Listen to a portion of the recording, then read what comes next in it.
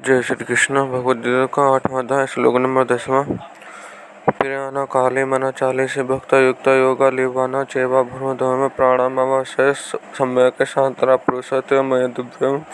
इसका कहने वह भक्ति युक्त मनुष्य अंत समय में अचल मन से और योग बल के द्वारा भ्रकुटी के मध्य में प्राणों को अच्छी तरह से प्रतिष्ठित करके सही छुड़ने पर उसको परम दिव्य पुरुष को ही प्राप्त होता है। व्याख्या यहाँ भक्ति नाम प्रेरता का है, क्योंकि उस तत्व में प्रेरता होने से ही मन अचल होता है। और यह भक्ति अर्थात प्रेरता स्वयं से होती है, मन बुद्धि आदि से नहीं। अंतकाल में कभी प्राणानुसार होकर विशेषणों से पीछे गए हुए सगुण नाम का परमात्मा भक्ति युक्त मनुष्य मन स्थिर हो जाना अर्थात सगुण नाम का स्वरूप में आदर पूर्वक ग्रहण हो जाना ही मन का अचल होना है। पहले ही परिणाम द्वारा परिणाम को रोकने का जो दिखा प्राप्त किया उसका नाम योग बल है। उस योग बल के द्वारा उन दोनों ध्रुवों के मध्य भाग में स्थित जो द्विदल चक्र है उसमें स्थित सुगम नाड़ी में प्राणों का अच्छी तरह प्रवेश करके वह दिव्य परम पुरुष को प्राप्त हो जाता है।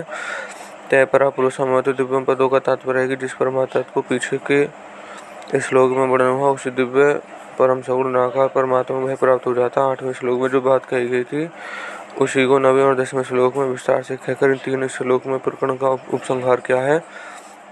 इस प्रकरण में सगुण का परमात्मा की उपासना का वर्णन है। इस उपासना में अभ्यास की आवश्यकता है। परिणाम पूर्वक मन से उस परमात्मा में लगाने का नाम अभ्यास है। यह अभ्यास अणिमा महिमा और आदि सिद्धि प्राप्त करने के लिए नहीं है, परंतु केवल परमात्मा को प्राप्त करने के लिए।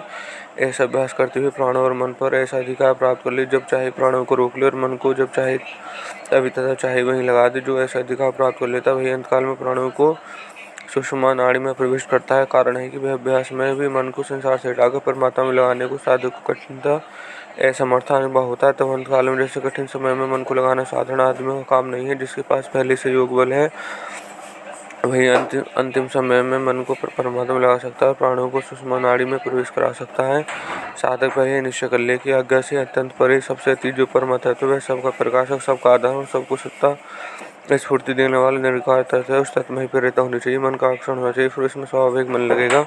परिशिष्ट व भक्त तुर्त का तात्पर्य है कि संसार की आसक्ति मिट जाने से साधक को एक परमात्मा में आकर्षण रहता है, अंत में अन्य में आकर्षण नहीं रहता। संसार के मनुष्य तो अपार में आकर्षित रहते हैं, पर अपरा को छोड़कर भगवान को आकर्षित होते वह भक्त हो जाता है। संसार के मनुष्य सही संसार में आसक्त होने से विभक्त अर्थात भगवान से अलग हो जाते हैं, पर भगवान में लगा हुआ साधक विभक्त नहीं रहता, फिर तो भक्त अर्थात भगवान में एक अभिन्न हो जाता है। योग बल कहने का तात्पर्य है कि पहले से योग अभ्यास कराने अंत समय में होने वाली ऐसा अवस्था उसको बाधा नहीं पहुंचा सकती, उसमें कोई विकार पैदा नहीं कर सकती। प्राणायाम आदि का बल योग बल है। संबंध भगवान आगे के समय निर्गुण निराकार की प्राप्ति का उपक्रम करते हैं।